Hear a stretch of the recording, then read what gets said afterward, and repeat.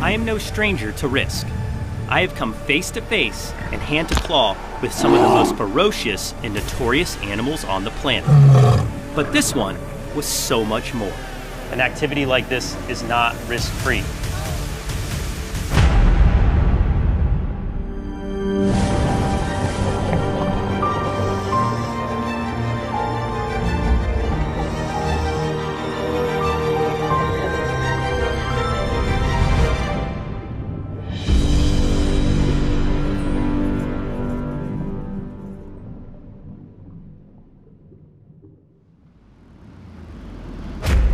My name is Mark Vins.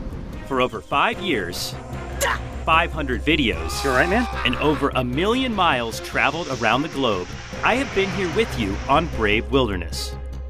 And through those thousands upon thousands of hours off trail with my 2 best friends, I have witnessed some of the most amazing spectacles imaginable. Oh, wow.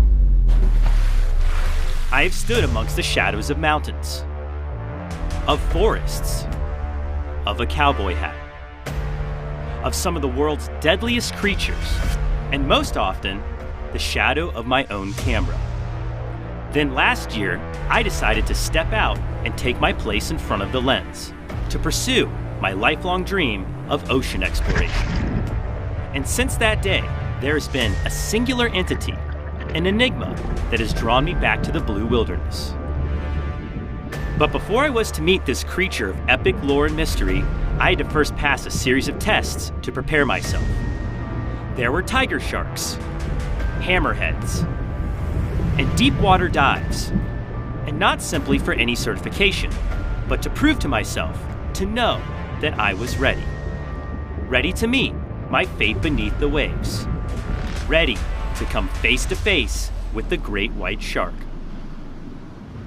There it is. That's our ship. Today is the day we are here in Mexico, about to go on our first ever great white shark adventure. Actually, I take that back. This is our second attempt.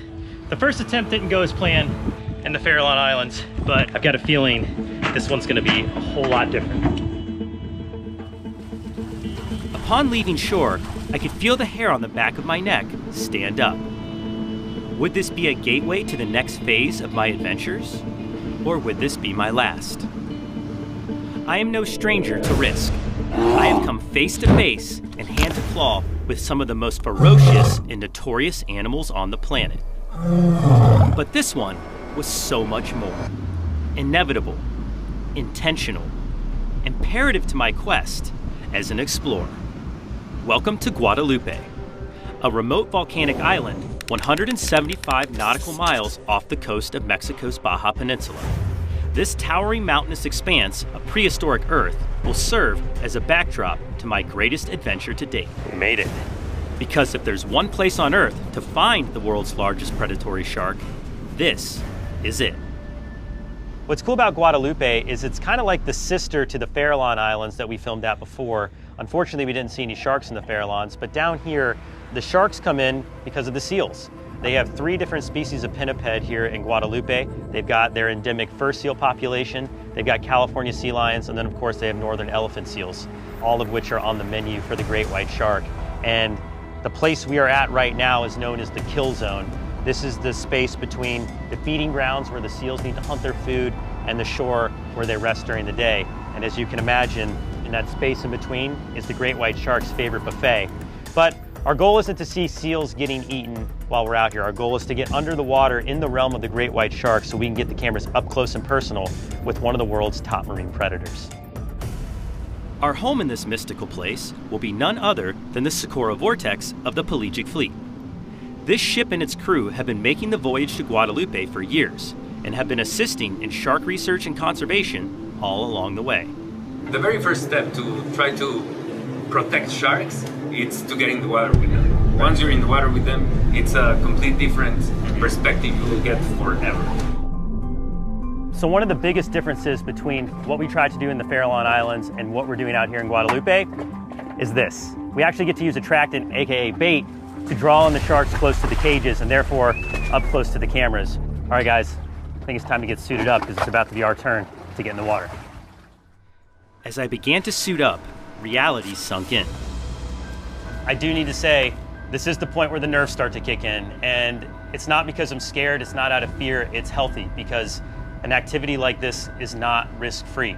Even though we're with one of the best crews in the world when it comes to diving in cages with great white sharks, we still have to have our wits about us. Anything can happen. We're talking a ton-plus animal that can be ferocious in a moment's notice, and they can literally rip these cages apart. In fact, one of my friends caught footage of a shark entering a shark cage, and they had to pop the top where the divers are supposed to come out to release the shark, not the diver. So we definitely have to keep our eyes peeled, be aware at all times, watch each other's backs when we're in the cages, because literally anything can happen. Just because there's bars in front of us, that's not any sign for complacency when you're in the water with an animal that formidable.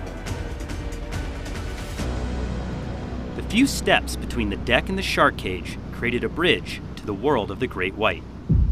My heart began to race, but this time, the nerves I felt were more distinct. This was an adrenaline rush from the excitement of a life's dream nearing closer with each and every step. My moment had finally arrived. Here we go.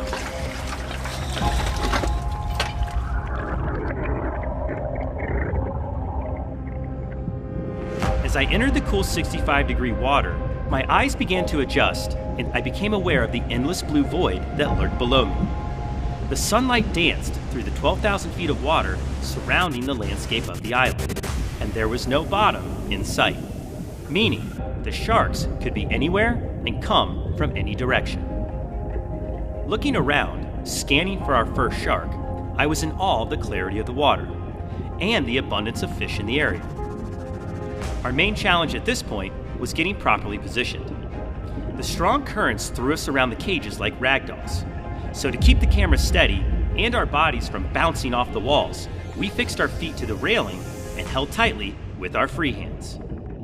Watching from below the surface, I could see the occasional splash from above as the crew tossed bait lines into the water. Knowing full well that each attempt could be the line to draw the apex predators from below. We waited, patiently scanning the blue abyss for any shadows or signs of movement.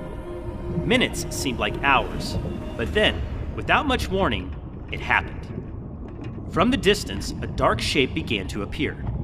It crept toward us slowly, and then suddenly, it was right in front of us. Wow, I couldn't believe my eyes. What I've been witnessing for years on Shark Week was right in front of my lens. Finally, I was in the presence of a great white shark. It thrashed toward the bait and missed, but after a quick lap around our cage, it disappeared again. As fast as the giant flashed into view, it was gone. But this was proof of victory. We were going to be seeing sharks today, and hopefully, lots of them.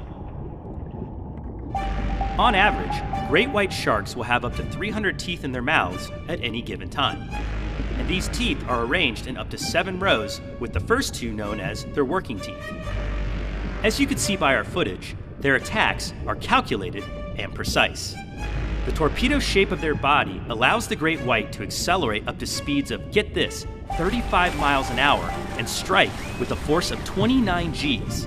So forget about the bite for a second. The impact alone is enough to kill prey all by itself. As I calmly observe the frenzy of sharks surrounding the cage, I am reminded that I am in their world. Not only am I observing them, they are observing me. Witnessing a strange visitor in a metal cage, they would come closer and closer with each pass for a better look. And locking eyes with a great white shark is something that I'll never forget as long as I live. As my time in the cage came to a close, I couldn't help but keep my camera rolling. We had seen many impressive sharks today, but I just had this feeling that something big was about to happen. When suddenly, a giant silhouette charged from straight beneath, and with its sights locked on the prize, it lunged at full kill speed. And pow! I could not believe it. It's rare to see from the surface, let alone from underwater, but what we had just witnessed was a full breach. Behold, the full fury of the great white shark. now feeling extremely happy with our footage, and after hours underwater, it was finally time to return to the safety of the boat.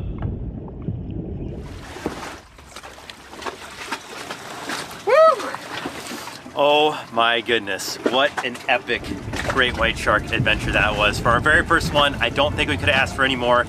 The surface cages did not disappoint. We had all kinds of action. We had encounters right at the cage. We had bites at the bait. We had surface breaches. Huge thanks to the Socorro Vortex crew for helping us out and keeping us safe on today's adventure. Don't forget to subscribe and hit that notification bell so you don't miss a second of the action ahead. I'm Mark Vins. Be brave. Stay wild. We'll see you on the next dive. It's no surprise that these sharks are referred to as great. They are truly a perfected product of evolution and largely differ from any of the previous sharks we've encountered on Blue Wilderness. Great whites are intelligent creatures, highly inquisitive by nature, and as we clearly witnessed today, master hunters of the deep. We'd like to give an extra special thank you to the captain and crew of the Socorro Vortex. To learn more about the ways you can visit Guadalupe or to support shark conservation, please visit their website at www.vortexliveaboard.com. And stay tuned. If you thought this episode was intense, just wait until our next dive. This time, we'll take you in great white territory in an experimental shark cage submarine. Get ready, brave crew. We're about to take you even closer to the world's most famous set of jaws.